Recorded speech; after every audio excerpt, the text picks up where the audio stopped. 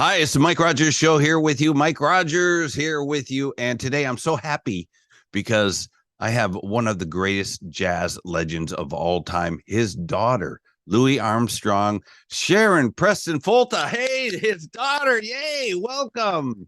Thank you, Mike. Thank you so much for having me. So what were we talking about yesterday? I've totally forgotten. You were telling. Go ahead. No, I would say, well, we were talking about, good times with my father. And I think the last thing you asked me was one of my best memories. So I was telling you about that. And my Uncle Kenny, who was integral, to me and the family and was like a surrogate father to me. Yeah, Uncle Kenny must have been a cool guy. He really was. He absolutely was. So, okay, when you were little and then you got a little bit older, like I don't know, maybe 12 or something, and you realized that your father was like super famous, were you sad that dad couldn't be around?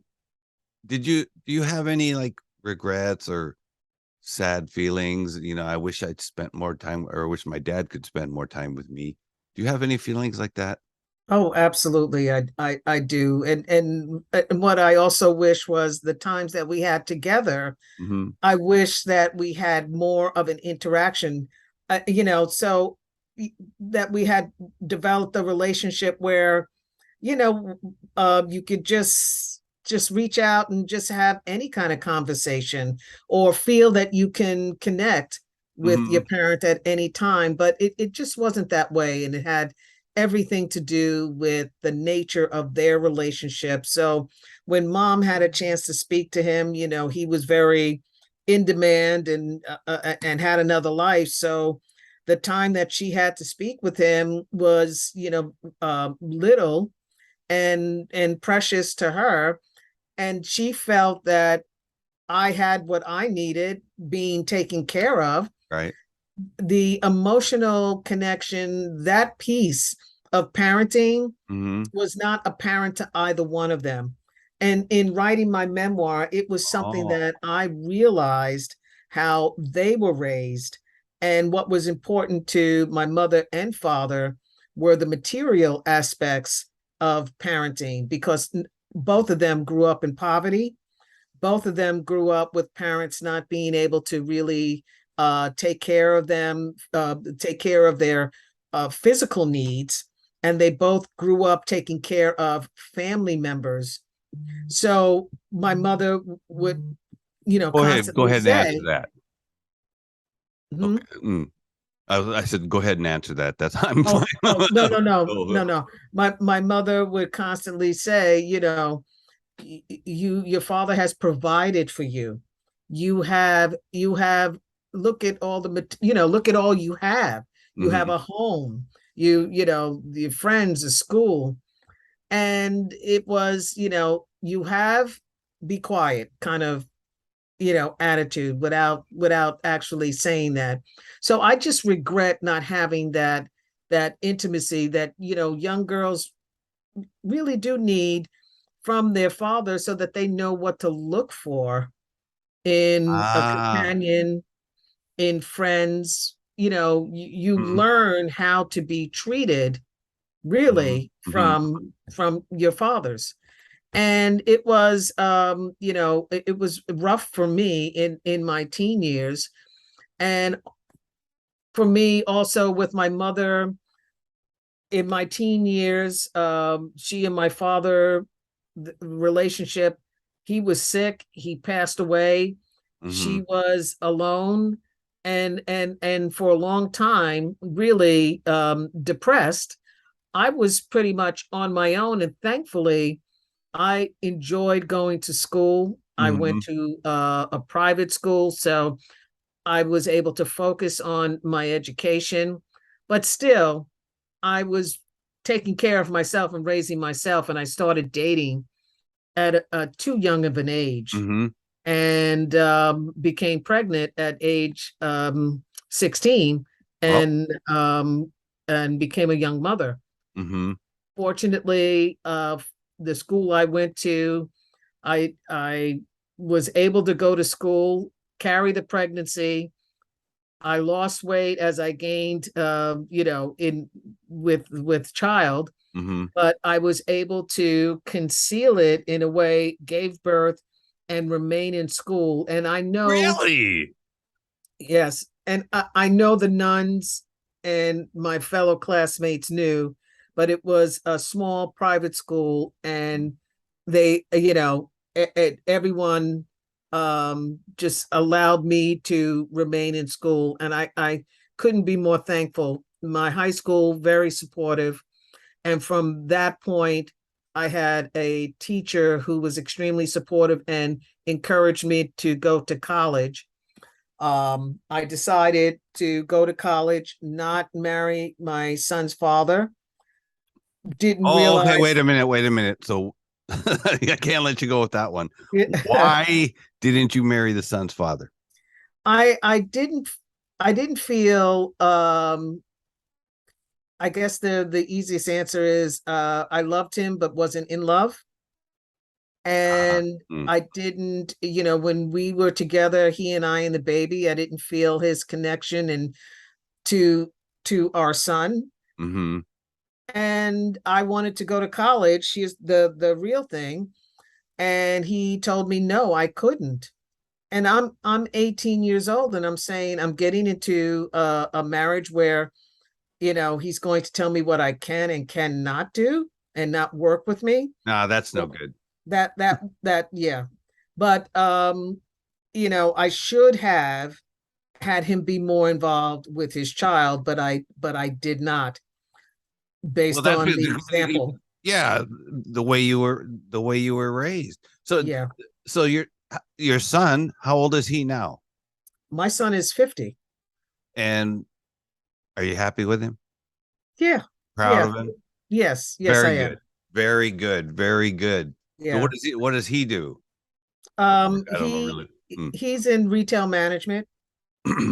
And I have two grandchildren. One is in healthcare, and the other one is also in retail management. And I have two great grandchildren right now. Wow. 10 and 8 that I get to Zoom and spend time with visiting. That's great, Grandma. You've done great. Yeah. That's fantastic. Congratulations.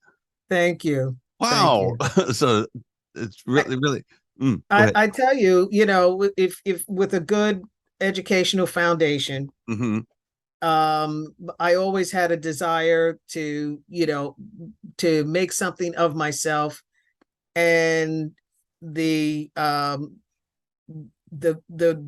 drive to find my own way, right, is what got me through school. And I ended up majoring in marketing and communication, and I joined the radio club in college. And I was moving in the direction of being an on-air personality. That's what I thought I would be. Then I got an internship at a New York radio station, and they hired me as a secretary in the sales department. Oh, that showed me a life that I did not know. And it also showed me a life where I could stay in New York, work 9 to 5, and take care of my son. And, getting into radio as a personality, especially in the late 70s, you really could not start in the New York market. You had to go out of market. That's right. Come back in. And with a young baby, I didn't want to go out to God knows where, work whatever shift, have no one to help me take care of my child.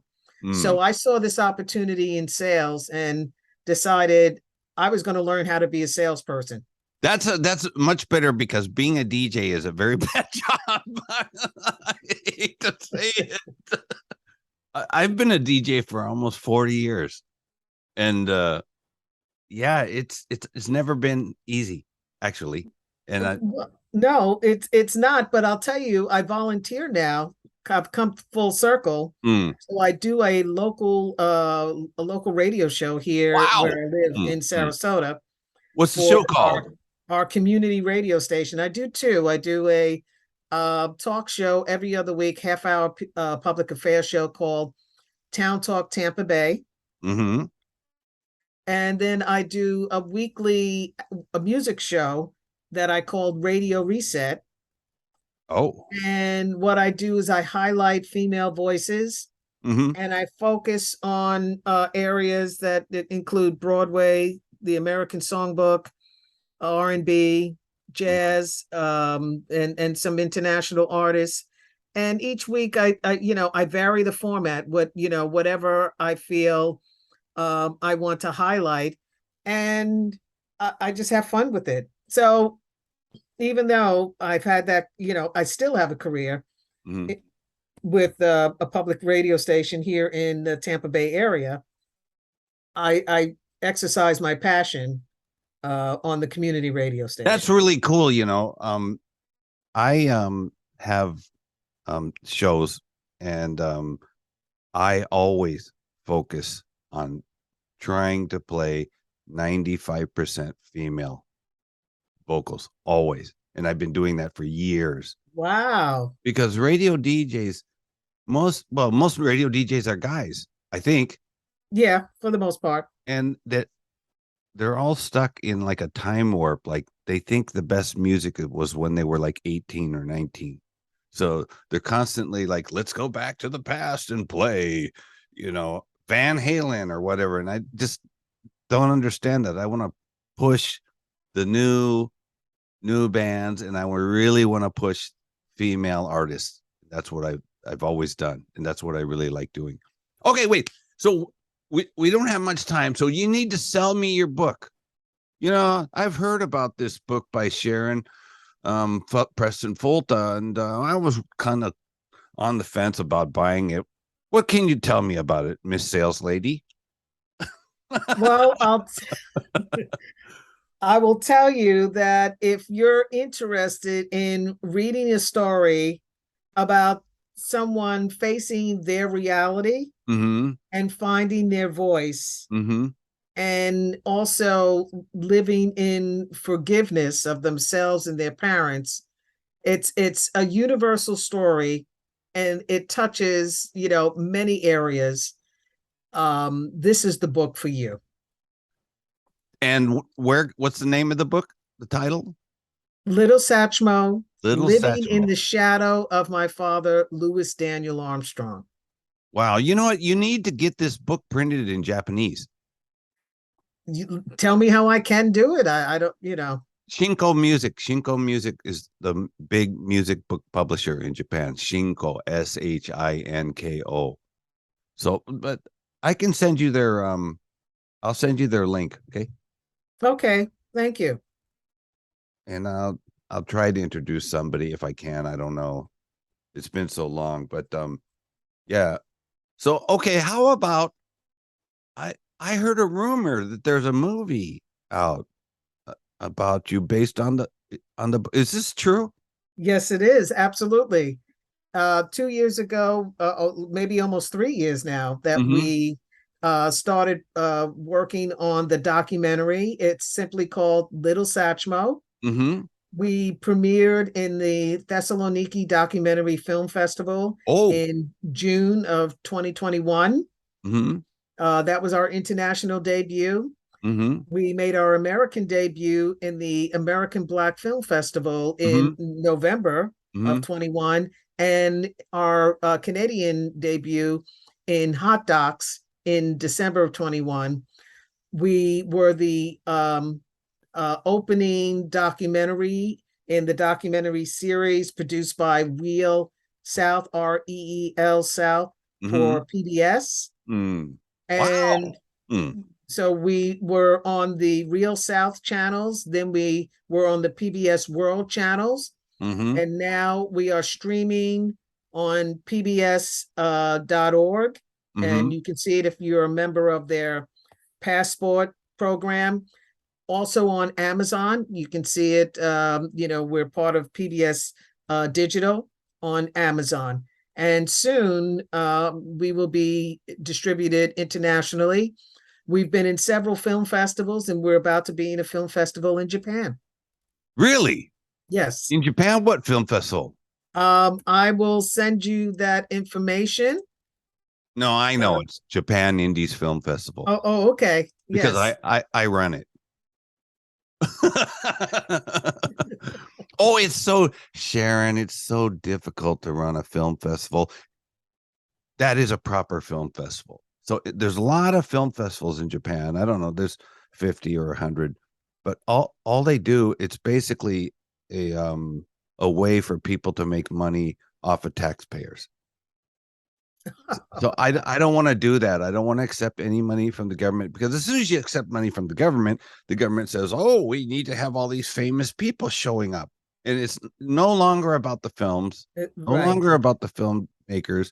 It's about these famous people showing up. So we don't accept any money. We run our film festival like Rain Dance. Yes.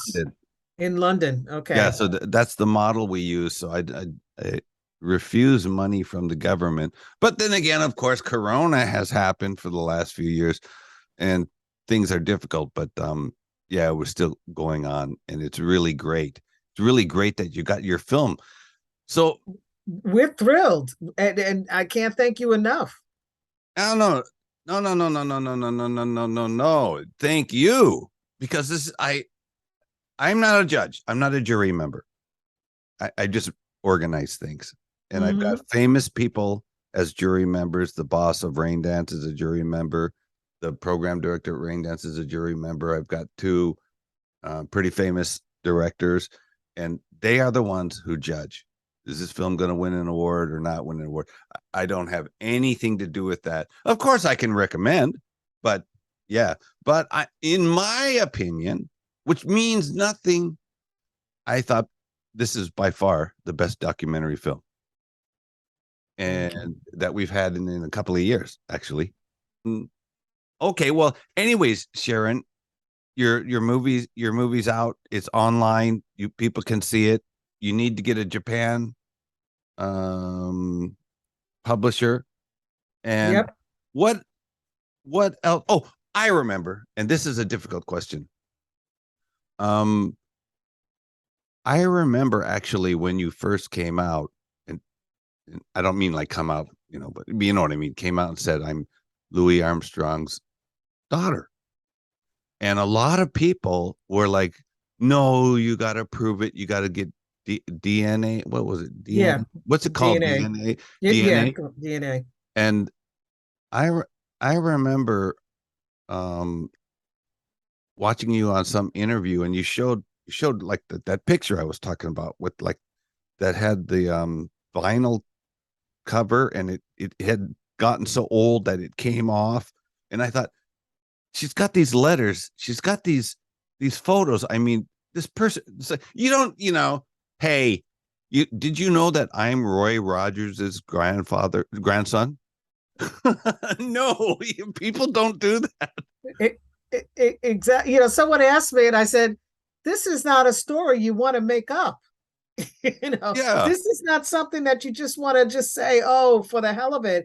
There's no benefit to me in doing that. Yeah. The benefit is for me connecting with my heritage, and the benefit for me is to acknowledge that my father is a famous person, but my story is universal. And people have collaborated that and said, your story reminds me or helped me, and just let me know just how universal it is. And for me to finally acknowledge the circumstances weren't the best, but we were family. And my parents did love me, flawed as they were. They did love me. And that's the picture I still have, out of all the memorabilia that I kept. I have that. So I got two more things I want to tell you. First off is yesterday I was bragging to a program director at WFMU in New Jersey. Do you know the station? I don't know FMU. I don't know FMU. No. It's really famous.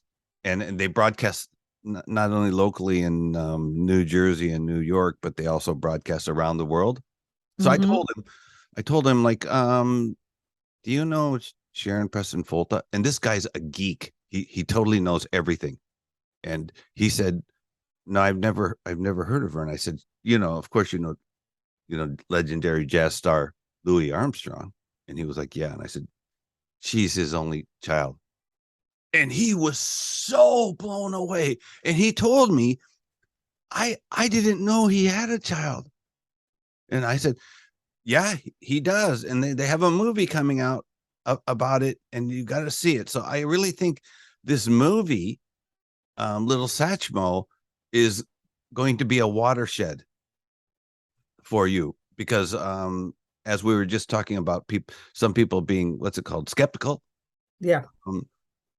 I think there's still some skeptics. Don't you? Yeah. Oh, absolutely. As a matter of fact, the movie, that's so strange to me. And at this point, and that was something that before I even wrote the book, I had to kind of reckon with myself, how would I react to the skeptics after coming, and I realized that I can't change people's minds. All I can do is tell the truth, tell my truth. And I'm just standing in that. I'm telling the truth. Those who accept it will accept it. Those that don't. My film was shown in New Jersey not too long ago at Rutgers University in the New Jersey Film Festival. Wow.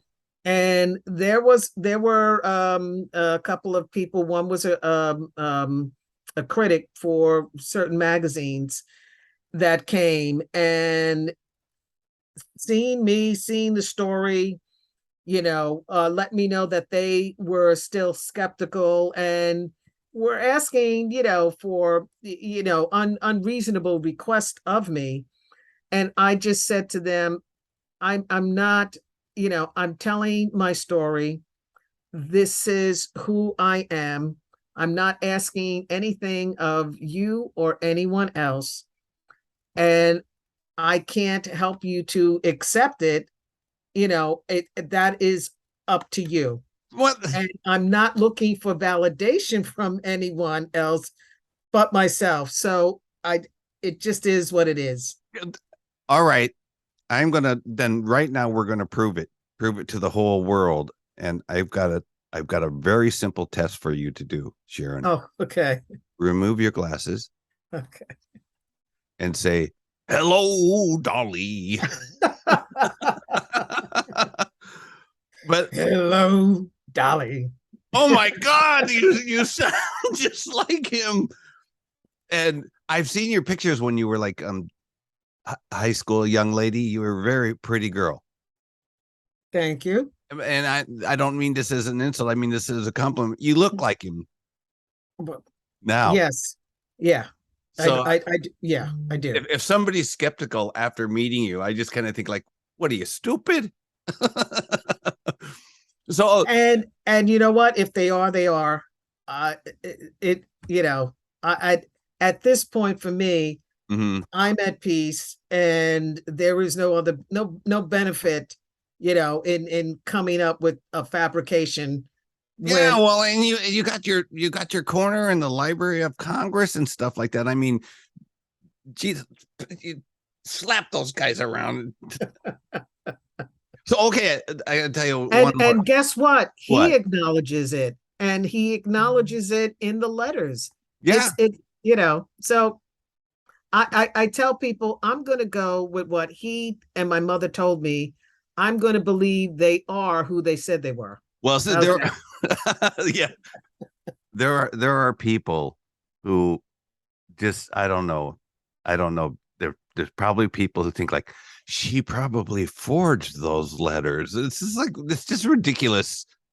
Oh, okay. Well, and that's why. And see, there you go. They're in for public view. Yeah.